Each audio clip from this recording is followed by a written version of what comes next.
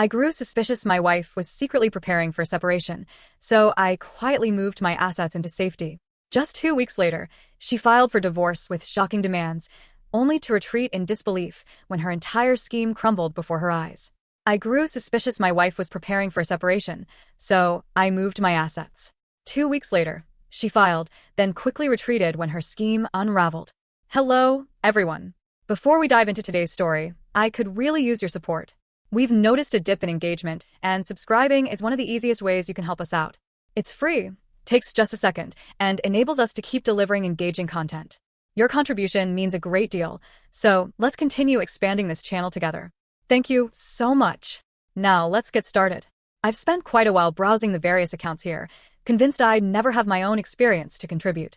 Yet life often holds surprises, and I've been carrying this burden for several months, feeling an urgent need to share it. Let me assure you, I'm not someone who typically jumps to conclusions or anticipates the worst outcomes. My wife, whom I'll refer to as M, and I had been a couple for 6 years, married for 4. Our relationship felt stable, or so I believed. We navigated the usual triumphs and challenges, but nothing ever suggested a fundamental issue. In fact, for most of our journey together, we embodied that truly devoted partnership. We'd laugh over silly private jokes, debate endlessly about movie choices, and had a rhythm that simply worked. She would meticulously plan special evenings, and I'd order her preferred takeout after a demanding day. It all felt effortless, as if we had mastered the essence of love. That's why the subsequent events hit me with such force. The change began about 6 months ago. Initially, it was just minor things, details easily overlooked if you weren't keenly observing. She started taking her phone everywhere, even for simple trips to the kitchen or while doing laundry. Previously, her device might remain on the coffee table for hours, and she wouldn't mind if anyone picked it up. One day, I jokingly remarked, "Are you part of some secret intelligence operation now?" She chuckled, adding, "No, work has just been sending a lot of emails." Fair enough. But a few days later, she set up a password, which genuinely surprised me, as she'd never used one before. When I casually asked why, she gave a vague explanation about security and potential hackers. I didn't press the matter, not wanting to seem overly suspicious, but it felt peculiar. And it didn't stop there.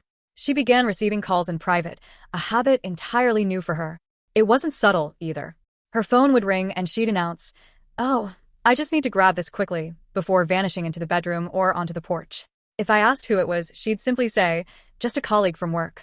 Then I observed another new behavior, keeping her phone face down. I hadn't even realized that was a thing until I reached over to hand her something, and she swiftly moved her phone out of the way. It was a fleeting moment, gone in a flash, but it remained in my thoughts. However, the growing distance wasn't solely about her phone. She simply started feeling remote. Conversations that once flowed freely now felt like a struggle. If I brought up future plans like, "Where should we go for our anniversary?" or "Should we start saving for a new vehicle?" she'd just nod and say, "Yeah, we'll see," before changing the topic. Everything crystallized for me one unremarkable Wednesday. She mentioned she was meeting a friend for coffee after work. It didn't strike me as odd. She did that occasionally. As it happened, I was running errands in the same vicinity, so I thought, why not surprise her? It seemed like a nice idea. When I arrived, though, she wasn't with her friend. She was standing outside the cafe, pacing back and forth, phone pressed to her ear. I stayed in my car, sensing a serious tone in her conversation.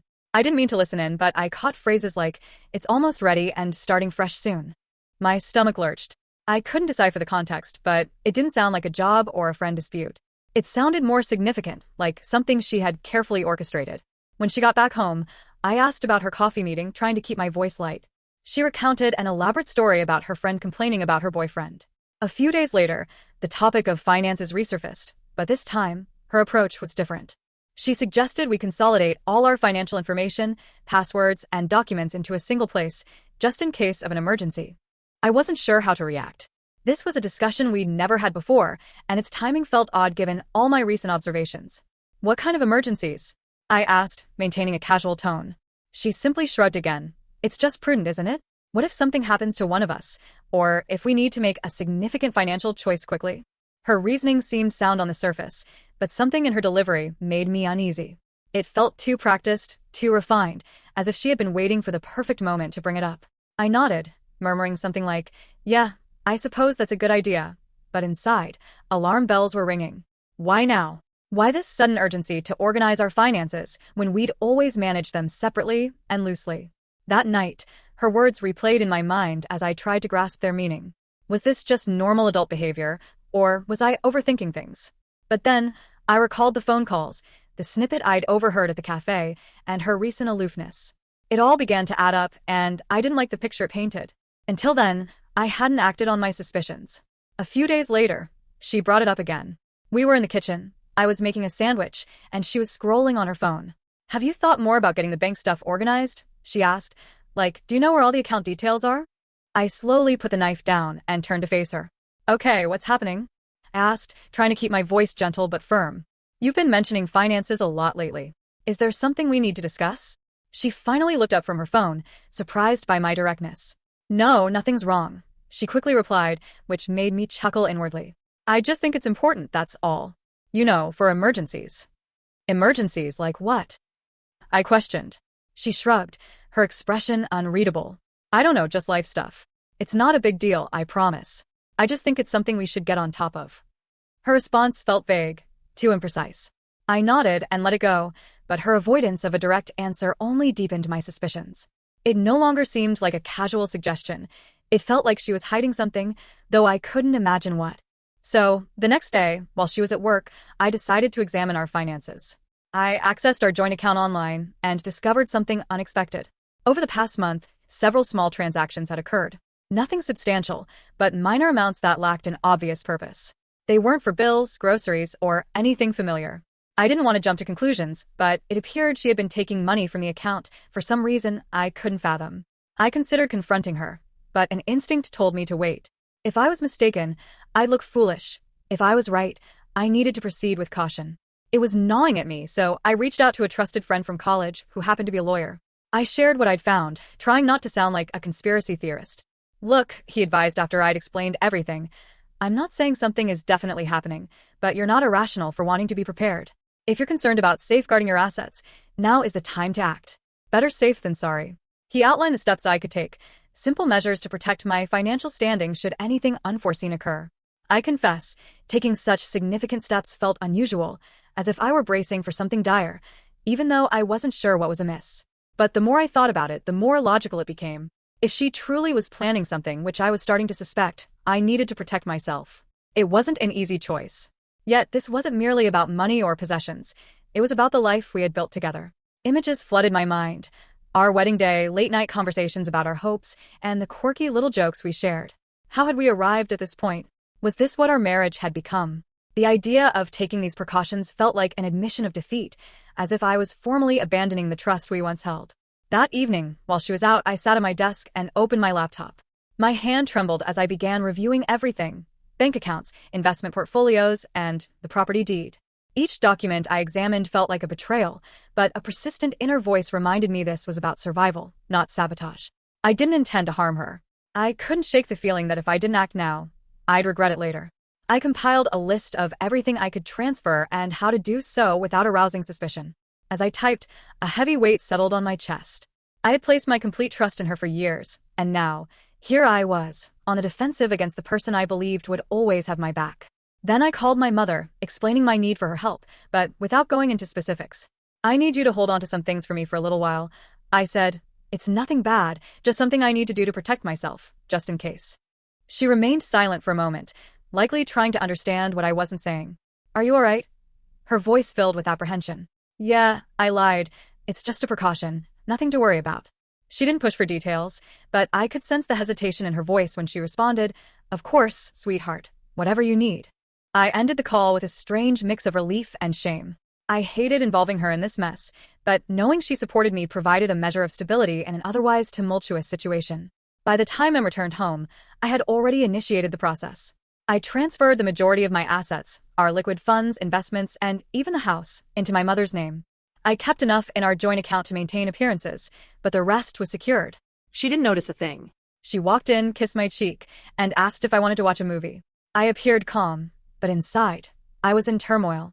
Part of me felt terrible, as if I had betrayed her trust, but another part felt a sense of relief, as if I was finally regaining control of a situation that had been slipping away. Over the next 3 days, I tried to maintain a normal routine, careful not to reveal any changes. She seemed content, even unusually cheerful at times. However, Rather than easing my mind, this only deepened my suspicion. If she was plotting something, she was doing an excellent job of concealing it. What truly stood out was her complete silence regarding finances. She never mentioned it again, not even after I had questioned her that last time. It was as if the topic had simply vanished from her memory. At first, I thought I'd overreacted, and she had simply dismissed the subject because it wasn't relevant. But the more I considered it, the more I realized she was actively avoiding it, almost as if she was afraid to bring it up again after I had pressed her. I noticed her glancing at me a few times, as if assessing my mood or contemplating saying something. Each time I caught her, she'd quickly divert her attention back to whatever she was doing, her phone, the TV, a book. It was subtle, but it was there. It felt like she was waiting for me to bring it up, as if she didn't want to push the issue again. The silence only amplified my anxiety. It wasn't like her to abandon anything she deemed essential, and her sudden avoidance now seemed deliberate. If she was testing the waters, she wasn't diving in. If she was waiting for something, I wasn't about to give her the green light. Whatever her next move was, I knew I needed to be one step ahead. Something was coming, but I didn't know when or how. All I could do was prepare. That night, I ensured everything was securely in place. I reviewed the paperwork once more, meticulously double-checking every detail of the asset transfers to my mother. The house, the savings, the investments. Everything was now legally registered in her name, sealed within an irrevocable trust. I even called her to confirm she possessed all the necessary documents. 2 weeks went by, and everything seemed normal, perhaps even too normal. She was acting more affectionate, even initiating conversations about unrelated topics like work or dinner plans. It threw me off, as she had been distant for months, avoiding anything beyond superficial exchanges. Part of me began to wonder if I had been overreacting all along. Perhaps her strange behavior was merely stress, or something I didn't understand. But then, one ordinary Friday night, she sat me down on the couch, switched off the television, and announced, "We need to talk." My stomach plummeted instantly. I knew what she was going to say before she uttered a word. "I think we should get a divorce," she stated, her voice remarkably calm, almost rehearsed.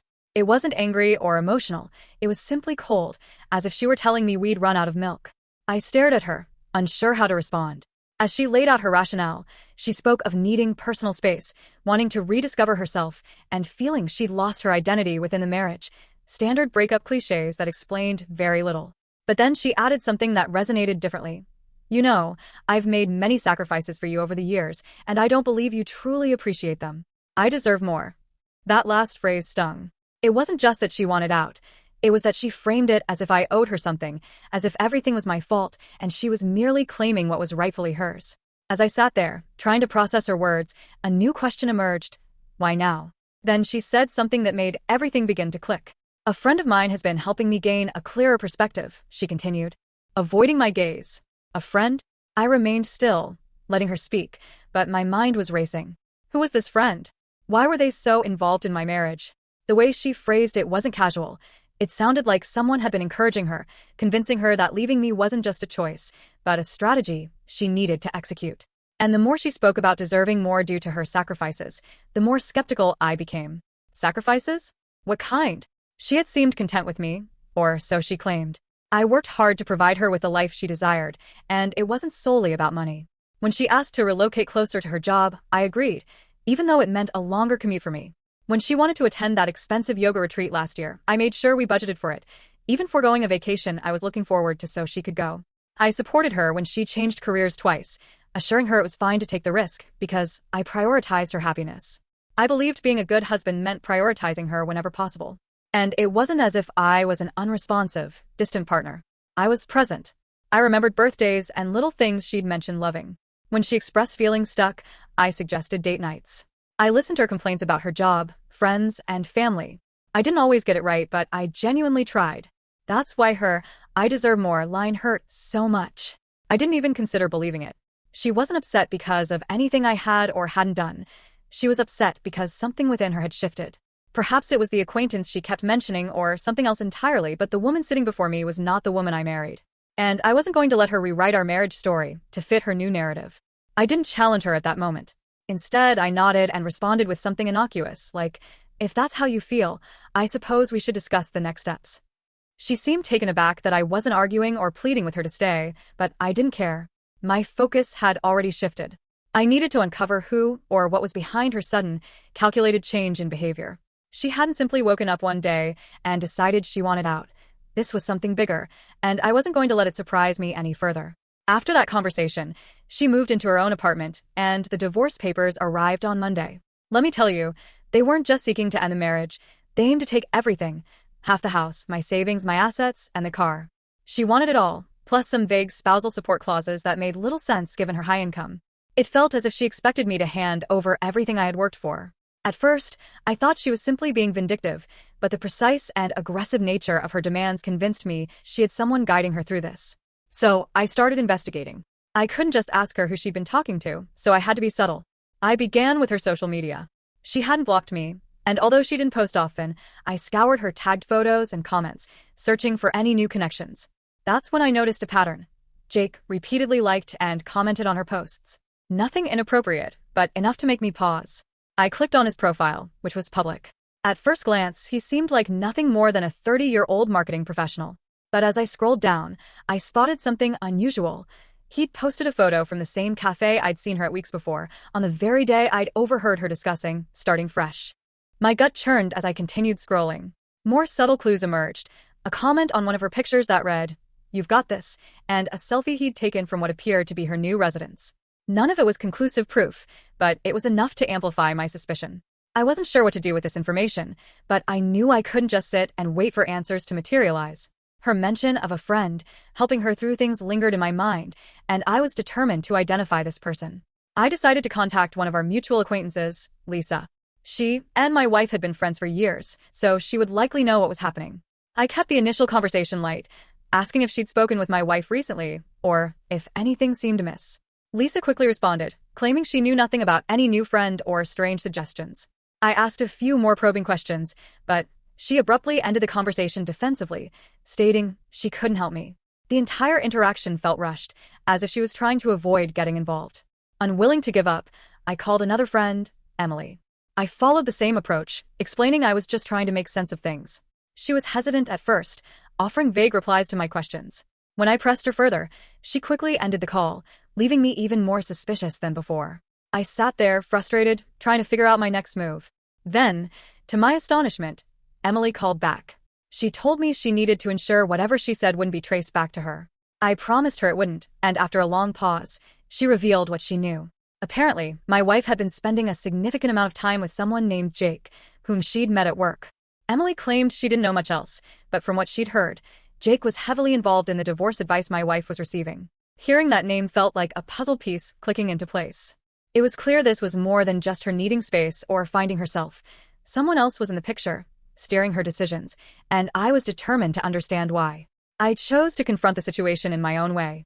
That Saturday, I drove to her apartment building and parked a block away, aiming to confirm what I already suspected. A few hours later, she and Jake emerged from the building. They weren't holding hands or anything, but the way they walked together, close, leaning in to talk, was confirmation enough. They got into his car and drove off, leaving me sitting there, staring at the empty spot. I didn't follow them. I didn't need to. At that point, it was undeniable. She hadn't simply fallen out of love with me. She'd been preparing to leave with someone else. And now, everything made sense. The sudden emotional distance, the financial inquiries, the aggressive demands, and the divorce papers. She wasn't just abandoning me. She was attempting to leave me with nothing, and she had an accomplice every step of the way. I went home that night, my mind reeling with everything I'd uncovered. The betrayal stung, but what hurt most was the sheer premeditation of it all. She was using the divorce as a springboard to whatever life she was building with Jake, but she had no idea what I had in store for her. The first mediation session felt tense from the moment we arrived. Her lawyer entered with a binder, so thick it looked like he was representing a Fortune 500 company. He began reciting her demands as if they were perfectly reasonable. Half the house, the money, my assets, the car, and even some nonsensical requests for spousal support. I remained silent, feigning attention, but I was waiting for my attorney to make his move. When it was finally our turn, he passed a stack of documents across the table and said, "Before we proceed, I think it's important for everyone to review these." Her lawyer took the papers and quickly scanned them. His confident demeanor rapidly dissolved as he flipped through the pages, his brow furrowing deeper with each one. "What is this?" he demanded, looking at my lawyer. "These documents show the transfer of all major assets into a trust under my client's mother's name," my lawyer stated calmly. "The transfers were completed several weeks before the divorce filing, and the trust is fully legal and irrevocable." The room fell into absolute silence. Her lawyer looked at her, utterly bewildered and frustrated. "You didn't mention this," he said flatly. She snatched the papers from his hands and quickly flipped through them, her face flushing. "This can't be real," she murmured, staring at the notarized signatures and dates. Then she turned to me, her expression shifting from disbelief to pure fury. "You planned this," she spat, glaring as if I'd committed a heinous crime. "You knew I was going to file, and you set this up to screw me over." I offered no response.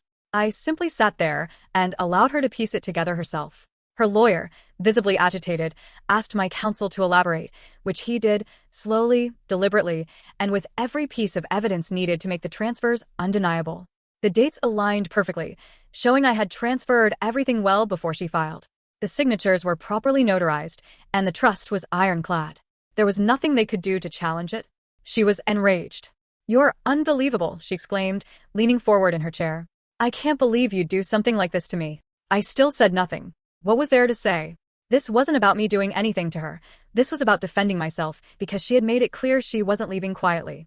The conference concluded with her lawyer suggesting they needed to reconsider their strategy, but everyone in the room knew they had no further options.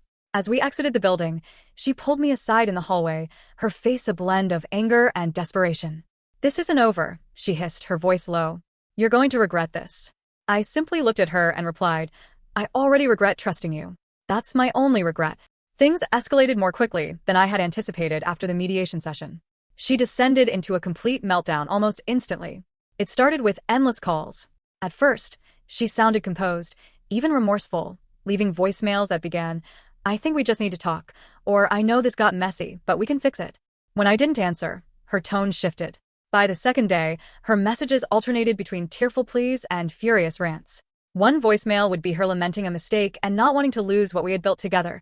Then she'd erupt into an angry tirade, accusing me of being cruel and selfish, blaming me for every misfortune in her life.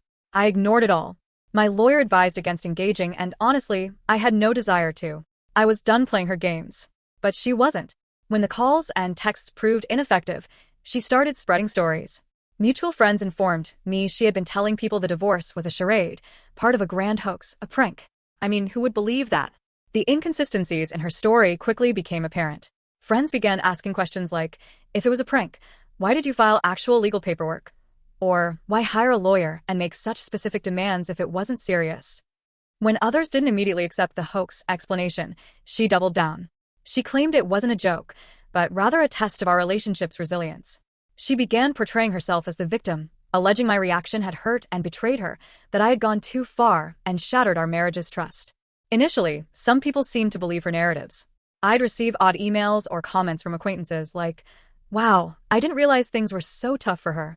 Even her brother lashed out, saying, "You should have just talked it out instead of being so extreme." It was frustrating, but I knew the truth would eventually emerge, and it did, thanks to a mutual friend we'll call Matt. Matt and I weren't particularly close, but we'd always been friendly. A few weeks after the mediation, he messaged me unexpectedly, saying he had something I needed to see. When we met, he pulled out his phone and showed me a series of text messages between her and Jake. I was confused at first. "How did you even get these?"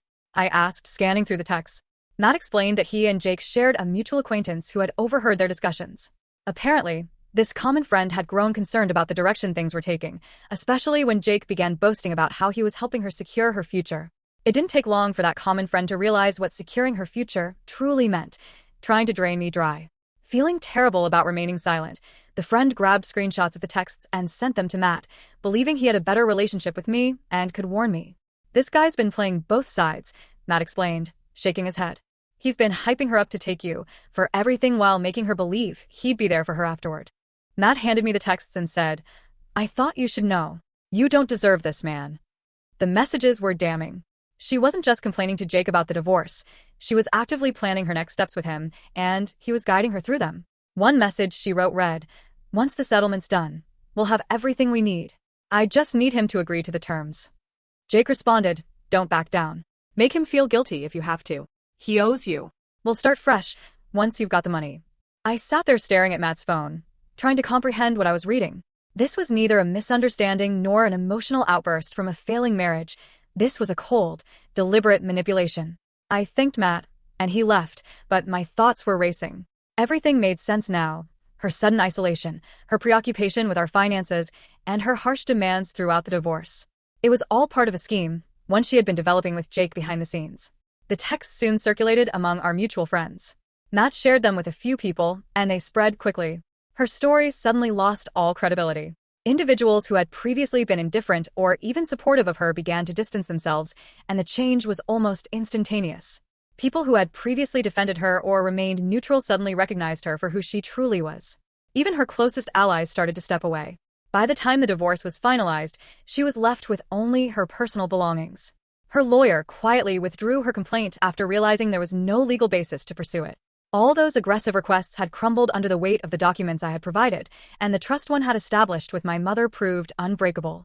Jake seemed to disappear as soon as things began to fall apart. I wouldn't be surprised if he used her as much as she used me. From what I could gather, he'd been feeding her fantasies of independence and a fresh start, but the moment it became clear she wouldn't be leaving with anything substantial, he was gone. Without Jake in her corner, her confidence plummeted. The calls and texts continued, but they became increasingly desperate. She wasn't accusing me anymore. She was pleading. "Can we just talk, please? I'll do anything to fix this," one voicemail stated. Another expressed a different sentiment. "You don't have to forgive me, but can't we just settle this and move on? I'll drop everything if you just talk to me." I didn't respond. I couldn't. It was too late to undo the damage. Even her family began to drift away.